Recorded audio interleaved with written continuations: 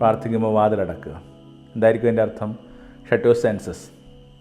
ഇന്ദ്രിയങ്ങളെ കൊട്ടിയടക്കുക, വിശേഷിച്ച് ഈ കണ്ണിനെ കൊട്ടിയടക്കുക. കണ്ണടച്ചിരിക്കാൻ വേണ്ടിയുള്ള ക്ഷണമാണ് അത്. എന്നിട്ട് അടുത്ത വരി എന്താണ്? അകത്തുള്ള ആളെ കേൾക്കുക. ഇത് നമ്മൾ ഈ മനസ്സിലാക്കുന്ന കണക്ക് അമിതമായിട്ട് നമ്മൾ ഉപയോഗിക്കുന്ന പദങ്ങളും വാചിക പ്രാർത്ഥനകളും ഒക്കെ ഇങ്ങനെ ചുറ്റിനും ഓരോ ദിവസം വർദ്ധിച്ചുകൊണ്ടിരിക്കുമ്പോൾ യേശു പറഞ്ഞ ഈ ഒരു ധ്യാനാംശം ചിലപ്പോൾ നമ്മൾ ശ്രദ്ധിക്കാതെ പോകുന്നുണ്ട്. അമിതഭാഷണത്തിനൊക്കെ എതിരായിട്ട്, പ്രാർത്ഥനയിലൊക്കെ ഉള്ള അമിതഭാഷണത്തിനെതിരായിട്ടൊക്കെ യേശു അത്ര ഭംഗിയായിട്ടാണ് പറഞ്ഞിട്ടുള്ളത്.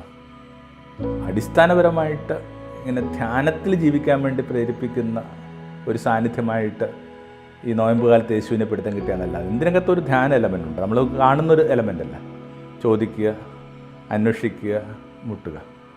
ഈ 3 ടൂളിനെയും ഗൗരവമായിട്ട് എടുത്താന്നല്ല. ചോദിക്കുക എന്ന് പറയുമ്പോൾ ആ ജീവിതവുമായി ബന്ധപ്പെട്ട ശരിയായ ചോദ്യങ്ങൾ ചോദിക്കുക. ഓരോ ചോദ്യവും വാസ്തവത്തിൽ അവനവനെ തന്നെ കണ്ടെത്താൻ വേണ്ടിയാണ്. ഓരോ ചോദ്യവും ഇങ്ങനെ അഗാധമായിട്ട്, ജീവിതത്തെ അഗാധമായിട്ട് കാണാനായിട്ട് നമ്മളെ പ്രേരിപ്പിക്കും.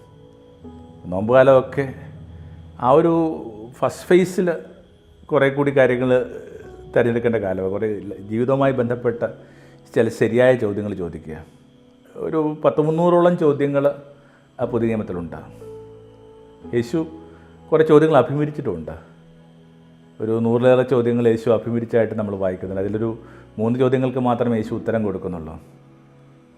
അതിൻ്റെ എനിക്ക് മനസ്സിലാവുന്ന സൂചന ഇങ്ങനെയാണ്: എല്ലാ ചോദ്യങ്ങളും ഉത്തരം പോലും അർഹിക്കുന്നില്ല. പക്ഷെ ഇതല്ല അതിൻ്റെ ഉത്തരം എന്നുള്ളൊരു തെളിച്ചം, ഒരു മിന്നൽ വെളിച്ചം കിട്ടാനായിട്ട് ചോദ്യങ്ങൾ ആവശ്യം. അപ്പോൾ 1-ാം ഘട്ടം ഇത് തന്നെയാണ്: ആസ്ക് റൈറ്റ് ക്വസ്റ്റ്യൻസ്. വസ്തുതല്ല നമ്മുടെ ഒരു പുസ്തക പാരായണമൊക്കെ ഗൗരവമായിട്ട് എടുക്കേണ്ട ഒരു കാലം കൂടിയാണ് ഈ തപസ് കാലം എന്ന് പറയുന്നത്. ഈ ഒരു തപസ് കാലത്തെങ്കിലും വീടുകളിലും അതിനുവേണ്ടി ഒരു മണിക്കൂർ മാറ്റിവെച്ചാൽ നല്ലതാണ്. ഒറ്റയ്ക്കോ കൂട്ടമായിട്ടൊക്കെ ഇരുന്നുകൊണ്ട് ഒരു പുസ്തകം വായിക്കാനായിട്ടുള്ള ശ്രമം. ഇതിനകത്തു നിന്നൊക്കെയാണ് ഈ ചോദ്യങ്ങൾ പുറത്തേക്ക് വരുന്നത്. 2, അന്വേഷിക്കുക, സീക്ക്. പുതിയ ആരംഭിക്കുന്നത് തന്നെ അങ്ങനെയാണ്. നീ എന്താണ് അന്വേഷിക്കുന്നത്? യേശുവിൻ്റെ ഈ 300ഓളം വരുന്ന ചോദ്യങ്ങളുടെ ഒരു പട്ടിക നമ്മൾ എടുക്കുമ്പോൾ അതിനകത്ത് ആദ്യത്തെ ചോദ്യം ഇത് തന്നെയാണ്: നിങ്ങൾ എന്താ അന്വേഷിക്കുന്നത്? ശരിയായ ചോദ്യങ്ങൾ ചോദിക്കുമ്പോഴാണ് എന്താണ് അന്വേഷിക്കേണ്ടതിനെക്കുറിച്ച് വ്യക്തത ഉണ്ടാവുക. നമ്മൾ ചിലപ്പോൾ ഇങ്ങനെ ഒരു സെറ്റ് യുവർ ഗോൾസ് എന്നൊക്കെ പറഞ്ഞുകൊണ്ട് ജീവിതത്തിൽ ചില കാര്യങ്ങളിലൊക്കെ പട്ടിക നിരത്തും. ചെയ്യാവുന്നൊരു കാര്യം അപ്രധാനമായ ചില കാര്യങ്ങൾക്ക് മീതെ ഒന്ന് കുറുകെ വരച്ചിട്ട് ഇതിന് മാത്രം എടുക്കുക എന്നുള്ള വളരെ കുറച്ച് കാര്യങ്ങളിൽ മാത്രമേ നമുക്ക് കണ്ടെത്താനായിട്ട് പറ്റത്തുള്ളൂ. 2 അതാണ്. പിന്നെ 3, നോക്കെന്ന് പറഞ്ഞാൽ മുട്ടുക. ലോകത്ത് എവിടെ മനുഷ്യൻ വാതിലെ മുട്ടിക്കഴിഞ്ഞാലും ചെയ്യാവുന്ന ഏറ്റവും അടിസ്ഥാന മര്യാദ എന്ന് പറയുന്നത് അകത്തുള്ള ആൾ വാതിൽ തുറന്ന് പുറത്ത് വരുവോളം എന്നെ കണ്ണുകൂട്ടിയിരിക്കുക എന്നുള്ളതാണ്. ചോദ്യങ്ങൾ ചോദിച്ച് ജീവിതത്തെ കുറേ കൂടി ഏകാഗ്രമാക്കിയ മനുഷ്യൻ പതുക്കെ ഇങ്ങനെ കണ്ണുകൂട്ടിയിരിക്കുമ്പോൾ ഭംഗിയുള്ള എന്തോ ഒരു കാര്യം സംഭവിക്കുന്നു.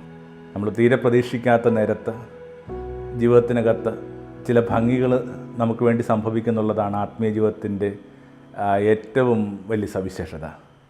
ജീവിതത്തിൽ അപ്രതീക്ഷിതമായ, അവിചാരിതമായ ചില ചാരുതകൾ ദൈവവും കാലവും നിങ്ങൾക്ക് വേണ്ടി കരുതി വെക്കുന്നുണ്ട്. അവയെ കണ്ടെത്തി വളരെ പകിട്ടുള്ള വർണ്ണഭരിതമായ ഒരു കാലമായിട്ട് നോമ്പ് മാറട്ടെ എന്നൊക്കെ ഉള്ളതാണ് നോമ്പിൻ്റെ ഒരിത്തിരി നേരത്തെയുള്ള ഈ കൊച്ചു വർത്താനത്തിൽ നമുക്ക് അങ്ങോട്ടും ഇങ്ങോട്ടൊക്കെ കൊടുക്കാനുള്ള ഏറ്റവും നല്ല ആശംസ. ആസ്ക്, സീക്ക്, നോക്ക്.